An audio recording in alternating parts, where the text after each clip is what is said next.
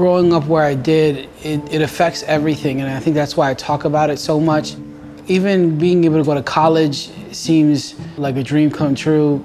Being able to have the time to do something like make pottery seems like something impossible that's come in your life.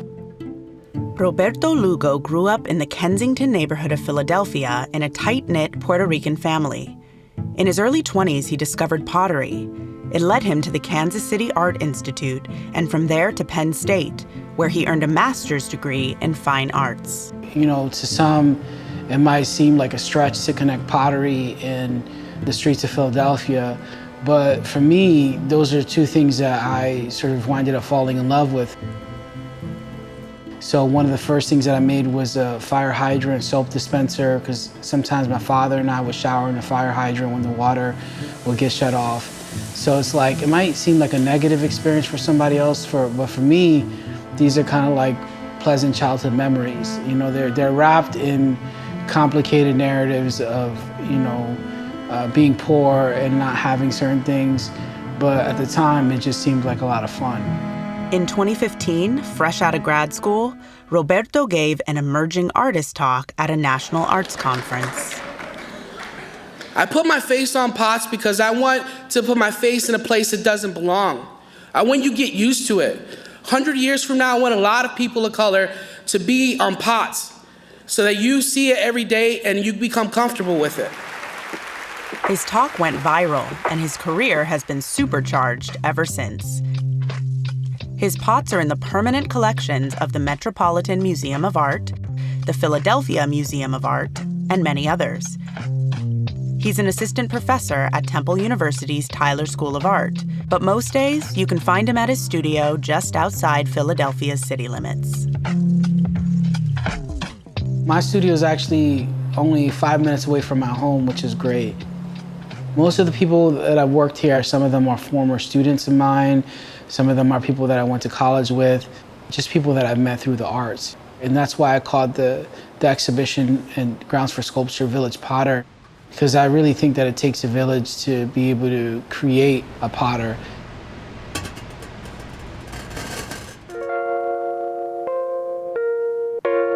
The ceramic pieces in the Village Potter exhibition at Grounds for Sculpture were all made on site. For a 4 or 5 month period, this gallery was turned into a studio that enabled Roberto to make the work that's here.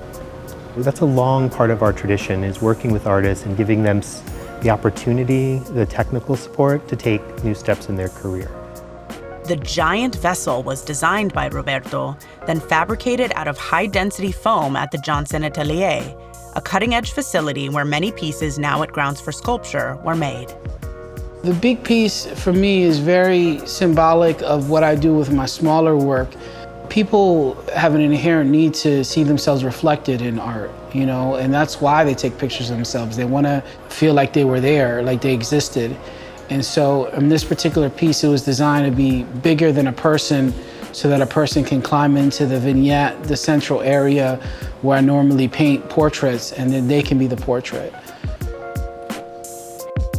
The other pots in the exhibition portray people Roberto admires, including Jean-Michel Basquiat, Celia Cruz, Bob Marley, and the Honorable Ketanji Brown Jackson. Her portrait is surrounded by peacock feathers, a reference to the exotic birds found strolling the gardens at Grounds for Sculpture. And he was thinking about what the symbolism of peacocks have been around the world, and one of those is honor. And as he was making that work, it was literally the same week or two that the Supreme Court Justice nomination hearings were occurring for incoming Supreme Court Justice Ketanji Brown Jackson. And he made that connection of wanting to center her, honoring her. But he was also struck by this idea of someone that was a judge who was on trial and being judged. Pedophiles or getting... Roberto Lugo's reimagined portrait faces keep classic pottery forms fresh. His research gives him ideas, but his work is all about the world we live in. A lot of times they remind you of a bunch of different countries, you know what I mean? Like, one of the things that's really important for me in my art is the idea of representation, and not just representation of people of color, but like of experiences and my particular experience. When I was in graduate school, and actually the end of undergraduate, my brother was incarcerated. Like many of the stories of the people that come from where I do, it was an incarceration that if he was white or if he had more money, he wouldn't have been incarcerated. There's no doubt about that.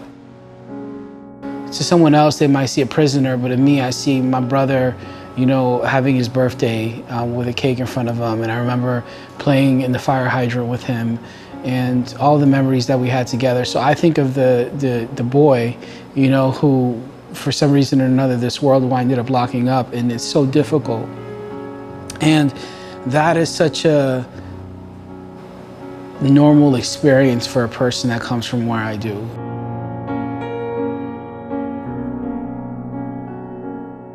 His brother is now free and has a successful business, but the scars remain. With Roberto, the past is always present. It's one reason why he wanted to work with mural arts in Philadelphia.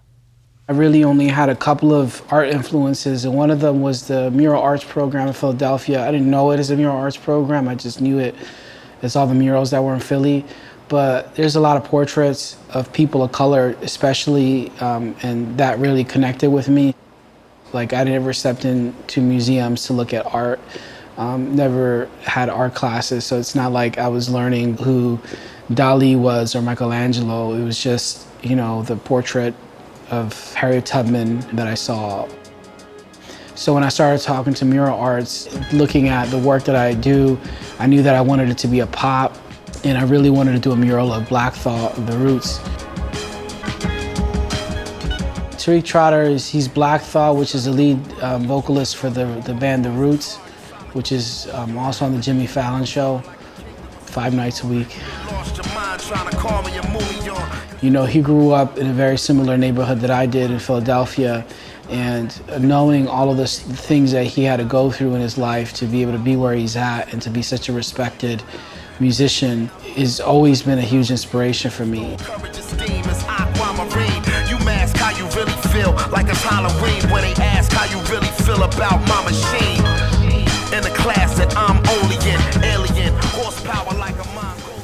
Pottery changed, maybe even saved Roberto Lugo's life.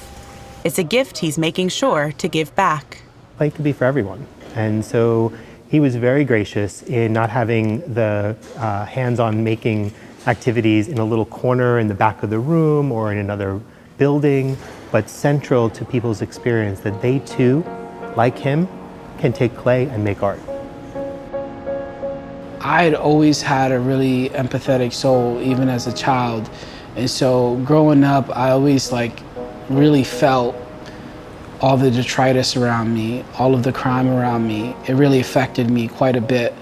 But at the same time, in my neighborhood, I saw so many people that had to work twice as hard as everyone else, you know, work 2 jobs, mothers who were really trying to protect their children. There was just so many kind people who also live in this place, but all people see is the crime and the poverty.